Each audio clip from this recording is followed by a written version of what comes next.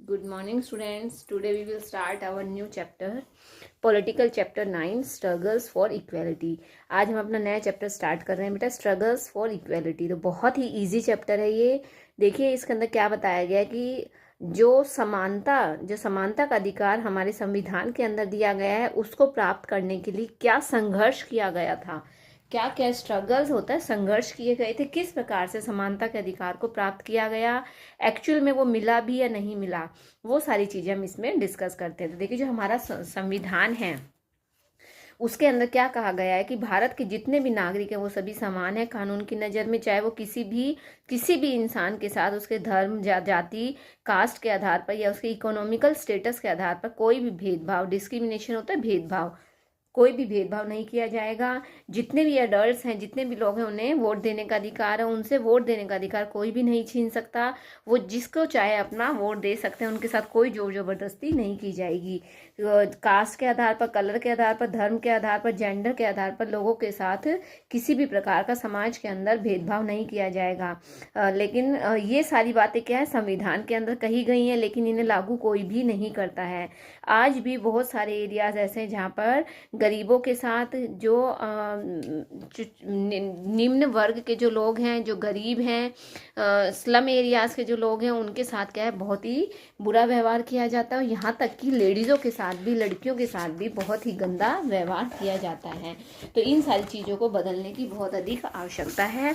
अब जो हमने लास्ट चैप्टर के अंदर भी हमने अभी जस्ट पढ़ा था कि जो अगर 2011 के सेंसस के अकॉर्डिंग अगर देखा जाए तो हमारे भारत के अंदर 1000 लड़कों के ऊपर 933, अब तो खैर इसकी संख्या 2001 में तो 933 थी, 2011 में 940 हो गई है। तो 1000 मेल के ऊपर 940 फीमेल्स हैं, और ये रेशो बहुत ही कम है। अब देखिए जो स्ट्रगल्स फॉर इक्वेलिटी है, इसके लिए सभी को पता है कि हमारे देश के अंदर बहुत सारे बड़े बड़े महान विचारक आए थे, जिनके प्रयास से उन्होंने अपने अथक प्रयास के द्वारा समाज के अंदर इक्वेलिटी लाने के लिए, लेडीज़ को, व्यूमेंस को इस समाज की धारा के साथ मिलाने के लिए बहुत सारे भरसक प्रयास किए, और उनके प्रयास के द्वारा ही आज बहुत सारी चीज़ों को ख़त्म किया जा चुका है। जैसे पुराने समय के अंदर दहेज प्रथा, बाल विवाह और सती प्रथा, ये बहुत ही ज़्यादा कुरीतियाँ थी, बुराइयाँ थी, इन सभी को ख़त्म कर दिया गया है। इन सभी को ख़त्म करके हमारे समाज से मिटा दिया गया है। लेकिन फिर भी आज भी बहुत सारे एरियाज़ के अंदर इन सारी चीज़ों को चोरी छिपे अपनाया जाता है, और जो बहुत ही गलत है। तो इसी के अंदर एक तवा मत्स्य संघ आया था जो मध्य प्रदेश का था। ये एक ऐसा एग्जाम्पल दिया गया है जिसके इस बुक में ये एग्जाम्पल बताया गया कि इसके द्वारा जो तवा मत्स्य जो संघ था वो किससे रिलेटेड था, जो फिशरमैन थे वो फिशरमैन से रिलेटेड था, जो मछली पकड़ने वाले थे उनसे रिलेटेड, उनके अधिकारों का हनन किया जा रहा था, उनके अधिकारों को छीना जा रहा था। तो उन सब चीज़ों को ख़त्म करने के लिए संघ बनाया गया था, ये ग्रुप बनाया गया था, संगठन बनाया गया था। तो अब इससे रिलेटेड एक केस स्टडी की गई है। तो इसके अंदर देखिए तवा मत्स्य संघ में जब डैम्स को कंस्ट्रक्ट किया जा रहा था, जब बांध बनाए जा रहे थे, तो जिस जगह पर बांध बनाने थे उस जगह पर क्या है, बहुत सारे स्लम एरियाज के लोग आ रहे थे, और वहाँ पर तो जो सरकार थी उस समय, उस सरकार ने उन लोगों के से वो सारा एरिया ले लिया, और हजारों की संख्या के अंदर जो लोग थे वो क्या है, डिस्प्लेस्ड हो गए थे, यानी कि उनसे उनका घर, उनका स्थान छीन लिया गया था। लेकिन मोस्टली पीपल क्या थे, गरीब थे, इन्हें अपने अधिकारों का ज्ञान नहीं था, इसलिए इनका आसानी से इनका हनन कर दिया गया। लेकिन अब इनके सामने एक बहुत ही बड़ी समस्या आकर खड़ी हो गई थी कि अब ये कहाँ जाकर रहें। तो इसके लिए क्या है, अब इनके बच्चों का जो स्कूल था वो छूट गया था, और ये जिस एरिया में रह रहे थे वहाँ से सब कुछ इनका ख़त्म कर दिया गया था, क्योंकि वहाँ पर डैम बनाए जा रहे थे, वहाँ पर सब कुछ तोड़ फोड़ कर दिया गया था। लेकिन धीरे धीरे करके क्या है, जब इनकी संख्या बढ़ती चली गई तो इन्होंने स्ट्राइक कर दी, इन्होंने हड़ताल कर दी, और अपनी हड़ताल के अंदर इन्होंने यही मांग रखी थी कि इनका स्थान वापस दिलवाया जाए। अब हार कर सरकार को घुटने टेकने पड़े। लेकिन सरकार, देखो वो एरिया तो इन्हें मिल नहीं सकता था क्योंकि वहाँ पर तो डैम का कार्य शुरू हो चुका था, लेकिन सरकार ने इन्हें टेम्परेरी घर रहने के लिए दिए थे, टेम्परेरी स्थान दिया था कि ये वहाँ पर जाकर अपना जीवन यापन कर सकते हैं। तो जो तवा डैम था वह तवा रिवर के ऊपर ही बनाया गया था, और चिंदवारा डिस्ट्रिक्ट थी वो मध्य प्रदेश की डिस्ट्रिक्ट थी, और इसके अंदर बहुत सारे एरिया के जंगल और एग्रीकल्चर लैंड भी आ रहे थे जिन्हें इसके अंदर मर्ज किया गया था, मिलाया गया था, और हजारों की संख्या के अंदर जो लोग थे उनसे उनका घर छीन लिया गया था। और मोस्टली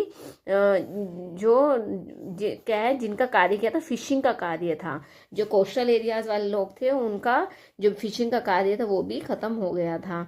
लेकिन 1994 के अंदर जो गवर्नमेंट थी उस समय की, उन्हें प्राइवेट कॉन्ट्रैक्टर्स के द्वारा इन्हें टेम्परेरी रहने के लिए स्थान दिया गया ताकि ये लोग अपना जीवन यापन कर सकें। तो जो तवा मत्स्य संघ है इसे शॉर्ट में TMS भी कहा गया था। और इसके लिए इन्होंने जो TMS थे, इन्होंने बहुत सारी रैलियां निकाली, इन्होंने चक्का जाम यानी कि रोड ब्लॉक कर दिया था, और अपनी डिमांड को पूरा करवाने के लिए इन्होंने लगातार आवाज़ उठाई थी। और इसके लिए 1996 के अंदर सरकार ने यह डिसाइड कर लिया था कि इन्हें क्या है, फिशिंग के लिए भी स्थान दिया जाएगा और इन्हें रहने के लिए भी स्थान दिया जाएगा। और people from 33 villages of Tawa started the new year with the first catch. और आफ्टर दिस, इसके बाद जितने भी फिशरमैन थे वो अपनी फिर से अर्निंग करने लग गए थे, अपने सही तरीके से जीवन यापन करना उन्होंने स्टार्ट कर दिया था। आगे अब देखिए, the Indian constitution living document.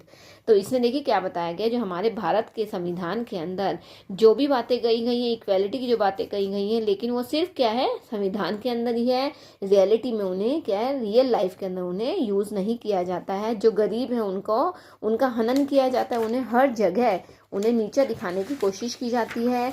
जो लड़कियां हैं लेडीज हैं, उनके साथ बहुत ही बुरा व्यवहार किया जाता है, उनके डोमेस्टिक वर्कर के रूप में उनसे कार्य लिया जाता है, और उनसे सारा कार्य करवाकर उन्हें उनका मेहनताना नहीं दिया जाता है। तो इन सारी चीज़ों को देखते हुए the houses on media low value given to women and their work. जो व्यूमेन्स हैं उनकी कोई वैल्यू नहीं समझी जाती, उनके कार्य को कोई अहमियत नहीं दी जाती है, और उन्हें लो अर्निंग यानी कि उन्हें पूरा काम करने के बाद भी उन्हें क्या है, कम पैसे दिए जाते हैं। तो जो गरीब किसान हैं, लेडीज़ हैं, या जो गरीब स्लम एरियाज़ में रहने वाले लोग हैं, उनका हर जगह हनन किया जाता है। अगर हमें अपने देश को बढ़ाना है, हमें अपने देश की ग्रोथ करनी है, अपने देश को आगे बढ़ाना है, तो समाज के अंदर से जितने भी इरेडिक्शंस हैं, जितनी भी बुराइयां, हमें इन्हें ख़त्म करना होगा, तभी हमारा देश आगे बढ़ सकता है, और तभी हम एक अच्छे देश के नागरिक कहला सकते हैं। तो ये बेटा हमारा चैप्टर था, ये कंप्लीट हो गया है। अगर आपको किसी प्रकार का डाउट है तो आप मुझसे डिस्कस करोगे। Okay, thank you.